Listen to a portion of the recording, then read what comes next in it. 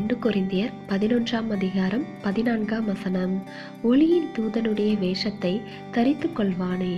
கிறிஸ்துவுக்குள் அன்பானவர்களே, கிறிஸ்துவுக்கேற்ற வாழ்க்கை முறை, உலகத்தால் கரைப்படியாத சாட்சியுள்ள வாழ்க்கை, தேவ ஐக்கியத்தில் வாழும் ஆவிக்குரிய அனுபவம் ஆகியவற்றை குறித்த போதனைகளுக்கு முக்கியத்துவம் கொடுத்து அவற்றிற்காக அறியப்பட்டவர்களே உண்மையான தேவ ஊழியர்கள்.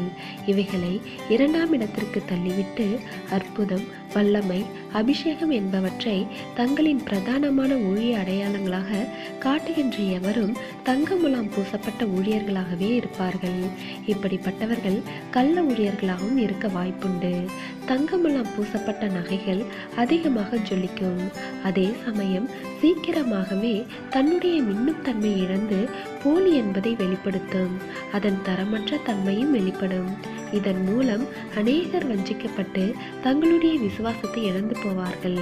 எனவே தேவ பிள்ளைகளே, முதலாவது தேவனுடைய ராஜ்யத்தை தேடுவதற்கு முக்கியத்துவம் கொடுப்போம்.